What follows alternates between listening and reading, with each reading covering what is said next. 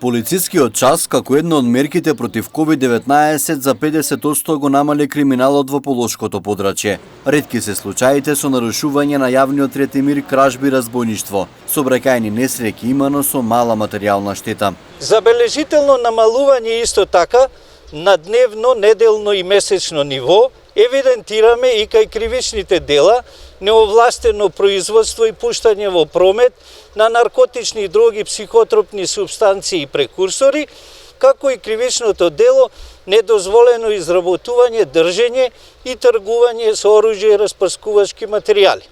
Полицијата засега има работа со прекршителите, кои не ги почитуваат здравствените препораки. Криминалот изминативе 6 недели е намален, меѓутоа е зголемен бројот на кривичните дела за непостапување според здравствените прописи за време на пандемија. Во изминативе 6 недели поднесени се 163 кривични пријави во кои учествувале 203 лица. Полицискиот час го намали криминалот, но го зголеми семејното насилство, предупредувања кои ги даваа невладините организации, откако се воведе мерката ограничено движење. Психолозите велат дека сега насилниците целосно ја имаат контролата врз жртвата, која повеќе од времето го поминува дома. Кога станува збор за карантин, кога станува збор за стрес, плюс се комбинира со алкохол или дрога, или нерешени стари конфликти меѓу членовите на семејството, тогаш токму овие околности произведуваат големо насилство. Треба да ги пријавуваат овие случаи. Зашто има членови на семејството кои се толку агресивни што на нив им е потребна професионална помош. Од 14 до 26 април годинава во СВР Тетово евидентирани се 11 случаи на семејно насилство, од кои 3 завршиле со кривични пријави.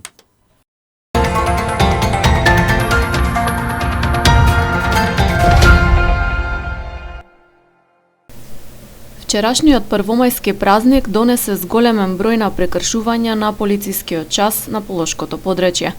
Според податоците од СВР Тетово, вкупно 17 граѓани не ја почитувале забраната за движење. Од нив 14 на Тетовското и 3 на Гостиварското подрачје. Сите ќе се соочат со соодветни кривични пријави за непостапување според здравствени прописи за време на епидемија. Во изминатото денонокие Државниот санитарен и здравствен инспекторат издал 11 нови решенија за изолација, сите во Тетово. Изјави за самоизолација потпишале 4 лица во Гостивар и 7 во Тетовскиот регион. Во контролите на полицијата на сите граѓани кои што се во изолација со решенија или со писмена изјава за домашна самоизолација, не се евидентирани никакви прекршувања. Во изминатите неколку дена полициските службеници контролираат и колку се почитува задолжителното носење на заштитна опрема на лицето, маска, шал или марама. Вкупно на Полошкото подрачје за прекршување на оваа мерка, усно или писмено биле предупредени 100 граѓани. Во последното денонокие издадени се 17 предупредувања. Сите на лица од Тетовско кои не ги покриле носот и устата со заштита. Инаку во 2 хотели во Попова шапка во државен карантин се 117 граѓани, додека во еден објект во Маврово уште 16.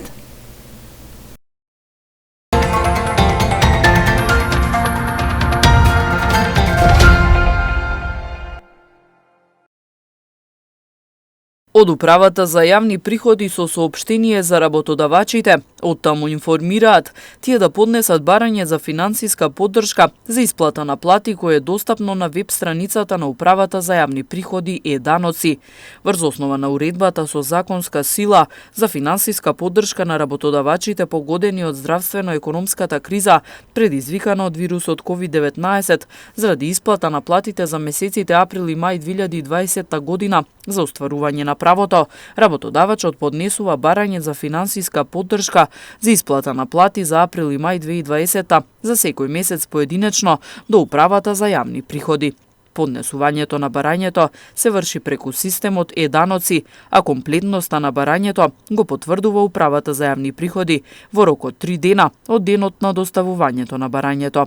Начинот на пополнување на барањето за финансиска поддршка за исплата на плати за месеците април и мај 2020 е составен дел на барањето, односно е појаснет во упатството за пополнување, стои во соопштението на УЈАП. Министерството за труд и социјална политика пак ги известува корисниците на права на парична помош од социјална и детска заштита дека почнувајќи од понеделник 4 мај ќе се врши етап на исплата на паричната помош на шалтерите на банките по дефиниран редослед по азбучен ред според почетната буква од презимето и тоа 4 мај понеделник за презимиња од А до Д, 5 мај вторник за презимиња од Ѓ до Л, 6 мај среда за презимиња од Л до Р, 7 мај четврток исплата за презимиња од С до Ш. Министерството за труд и социјална политика укажува дека корисниците кои користат платежни картички поврзани со трансакцијската сметка на која се исплаќаат средствата ќе можат да ги подигнат на банкоматите во банките, да ги користат за безготовински плаќања во продажната мрежа или преку електронско и мобилно банкарство, сметано од 4.5.2020.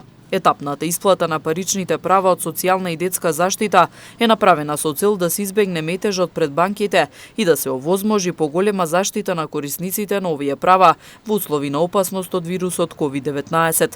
Сите кои ќе подигнуваат пари од банкомати или од филијалите и експозитурите на банките се должни да носат било каква форма на заштита која што ги покрива пределот на носот и устата.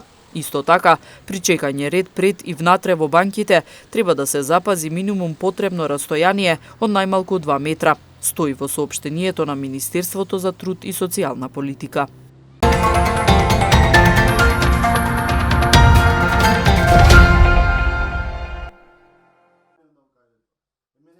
Уште од најрана возраст покажал интерес кон ликовната уметност. Неговиот талент го воочиле и наставниците, а неговите цртежи секогаш се издвојувале од останатите.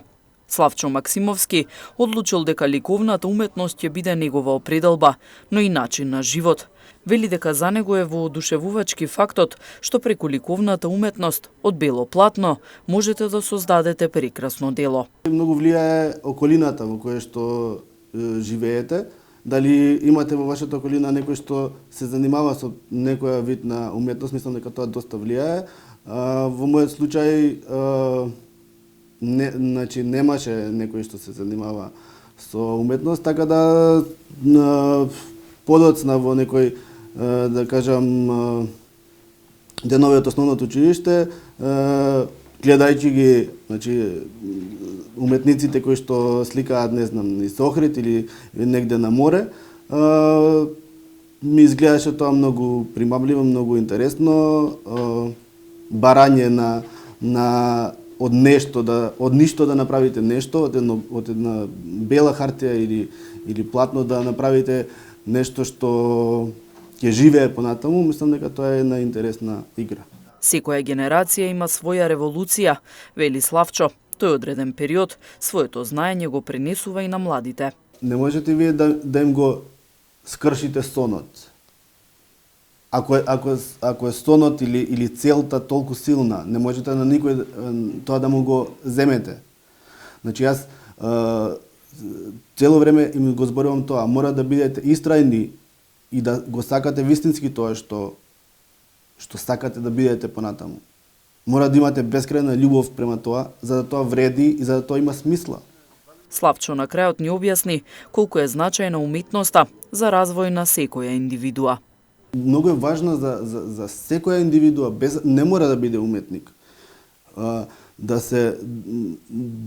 научи да не само да гледа, туку да види суштината. Значи преку сликата може да научиш многу работи, може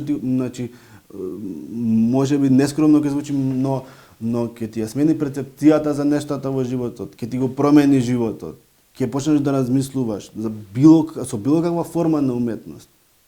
Јас сум убеден во тоа дека ако една индивидуа започне да иде да оди често на театарски представи или да гледа филм,